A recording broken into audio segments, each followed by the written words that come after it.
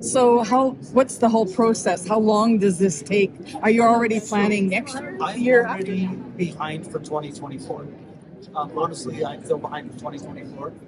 It's at least an 18-month process, depending on what's going on. Since we already have the Salt Palace, we know that it's going to be here. If you're going from place to place, you need 5 years to be out looking. But since we're here at the Salt Palace in 24, I'm at least I know that part. So that's our official notification. There will be a 2024 Salt Lake Palace.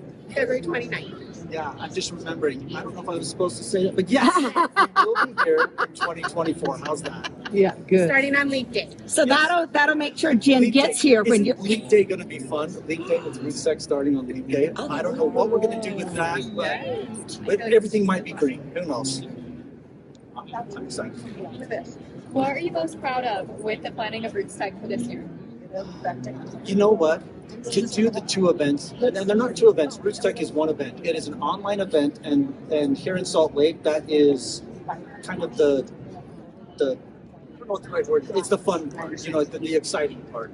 But to do the two at the same time is unbelievably difficult. Our team has put in hours and hours and hours to make that happen, and it's not just like a normal 9 to 5, I'll tell you that. They work all the time, and it is a ton of work. So to pull off the two at the same time is just unbelievable. And then every day, the first day when I open up the doors like we just did, it's like I have a hard time not crying because you work 362 days a year for 3 days. And when that door opens and you see a line of people, oh my goodness, there's nothing better in the world.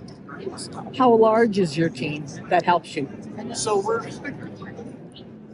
I think we're around 10. There's 10 full-time, and we have a couple of interns too. Wow. Yay! And this is Jen Allen. She loves hugs. No. Not a hugger. What, are we using a microphone? Yeah. This is fancy. Okay, sorry, I interrupted you. What were we talking about? Team. Oh, the team, yeah. There's about 10 of us. Yep. Around 10 of us. With interns. And yeah, they work like crazy. A lot of stress.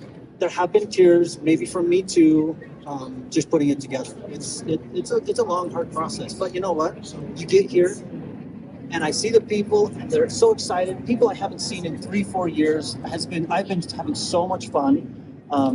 There's a community here, and they love each other, and to see them all again has just been tingly exciting. Yeah. So what's the most difficult thing about setting up the RootsTech? Everything. The little tiny details. So I keep saying the last couple of days, it's like I have been working on this for all year long. How can there still be so many little tiny details? And then you miss one and you're kicking yourself and you're just like, it's just, there is so much. There's just so much. It's the details, the small things. Yeah. I would say it's planning for everything to go wrong and then knowing when you make that plan, it's going to go wrong anyway. And so being able to pivot and make those decisions in the moment.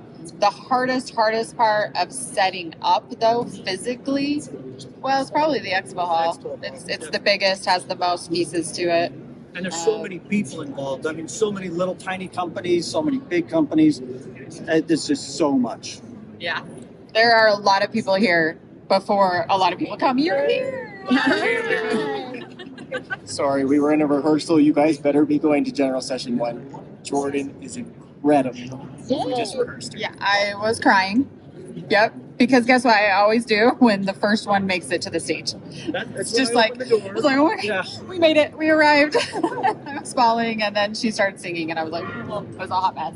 So here I am now. Hi. What's another question? Who was it that had it was you and someone else that proposed the doing the virtual and back in person? Yeah. We have you two. Was I crazy or what? No, we want to wash your feet or something. It was so hard to make that decision.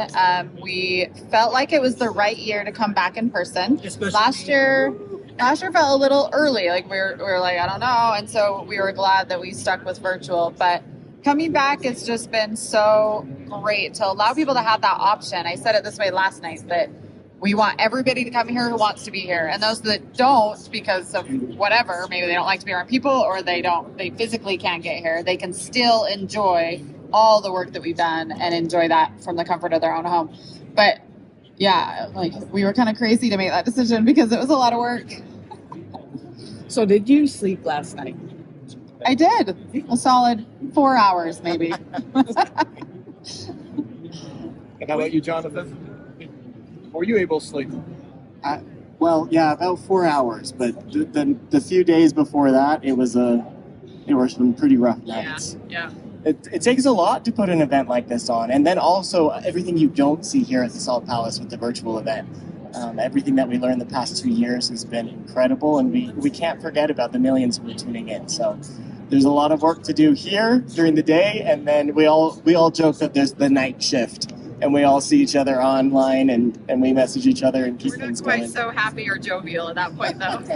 I'm happy. I'm in my PJs lying down in bed, but I just have my laptop, and we just keep going. Yeah. What's the process of choosing the keynotes? What are those conversations like? They're really fun. We, as you know, family history touches everybody. Everybody has a story to share. And so we usually start with the theme. Because once we know what the theme is, then that kind of helps us narrow in, okay, who can fit this theme? Who can share a message that will be meaningful and help drive home this theme? And of course, you all know the theme this year is uniting. And so we found individuals who we feel can do that. Who's excited to see Sean Astin? Yeah? He's somebody who unites generations, if you think about it. Everybody knows him from different, he's had such a long career in the entertainment industry. And so he is truly somebody who unites generations. Jordan Sparks, as we talked about, she is somebody who is a fantastic singer, and music unites people in such an incredible way. And Mirako, who is our photographer who will be joining us on Friday, she also has a fantastic story of resilience, which everyone can tie into. The story we have for her is going to be so cool. Sorry. No, it definitely. I'm so excited for the keynote lineup this year. So it starts with the theme, then we think of people, but that process, we start with a list of, 100 names or so, and then it just narrows in. And there are a lot of factors, availability, of course, being one of them, but we do our best to find somebody and push the boundaries and pick people that are maybe surprising to our audiences, but then in the end, they just knock it out of the park. Yeah. It starts with a huge spreadsheet first, though. We have every name possible on that thing. Good question. Anyone you want to see? Yeah, we're always taking ideas. I'm going to mess up her name. She's a Nigerian author, and she talks about the value of a single story and how it's important to get the conglomerate story is to have all the individual stories. I'll look her up. Yeah. She's a TED speaker. Yeah. She's Sometimes fabulous. those are the best, the ones that we don't know about. And yeah. Send us your We always take them. recommendations. We read every email. So we had a question here. Was your hand up, or were you going to offer a name? I was going to offer a name. Who? Bethany Hamilton. Yeah, we have. She is on the list, actually. So she's made the cut to be on the list. Yeah. Sorry, I think on this. Yes. So you said that there are some people that you think surprise the audience. Is there anybody that you guys picked that you're like, yeah, they're going to be good, and then they just leave you out of the water? Oh, I thought you were going to say the opposite. Oh, we're positive. We'll keep this upbeat. Yeah, there's a few of them through the years. And right now I cannot even remember her name. But you go. Was it the singer? Natalia Lafourcade. Natalia Yeah. Lafourcade. Do you remember when she came from Coco? Yeah. She sang the lead song, Remember Me, from Coco. And what was amazing about that, and we didn't know this when we were planning that, but the song was nominated for an Oscar. And we almost didn't have her on our stage because she had to be in LA for the Oscars the next day. And there were rehearsal conflicts, but somehow we were able to pull it off and she was able to be there. And then the next day she was on the stage of the Oscars, which was so incredible. It's stories like that. I mean, Scott Hamilton, we knew that people knew him, but we didn't know how much he would mean to the his message would touch the audience.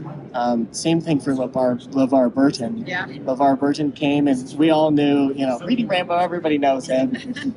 Roots and all the other Star Trek, exactly. Sorry. See, uniting generations. Thank you. Thank you. So for him, I mean, especially with the genealogy reveal, I mean, that was such a meaningful thing for him, and his reaction to that, I think, was surprising. So, yeah. But Sean, come on. I am so excited for Sean. He just, from the time I was a little kid to the time, with that one show he was just in a few years ago. I'm just so, that's the one, Stranger Things. I am so excited. I can't stand it. What other questions? What are you most excited about being back in person? Oh, the people. The The people. Seriously. Not sitting here, though. So we've been doing this for a long time. And seriously, some of these people have become really good friends. And then just the people that we have the opportunity to be seen quite a bit, and people coming up are so excited to talk to us and to be here. And there's just the energy. I love that we did the online. I'm so proud of what we were able to accomplish, but this is where it's at for me. This is where the excitement is. I love it. And I love that we can take the excitement here and also put it online so that can continue, because we want everyone around the entire world to feel the excitement, because that's how the work gets done. And if everyone's excited, there's more businesses that get started. There's more people that learn about it and learn that, hey, because I'm doing Facebook, I'm kind of doing some genealogy work here. So it's just the opportunity to spread that and create that excitement. And it's fun for me. Here's the thing. We are a fun group, and we have a lot of fun planning this event, but we take that responsibility of putting this event together seriously. Yeah. Because it boils down to two things: people and purpose. And you all understand that purpose. Uniting families is at its core, helping people connect to their past and how that benefits them now and the future. We know the impact that this content can have, and the learning. It all comes down to learning, seeing the newest innovations and how it all contributes to that purpose.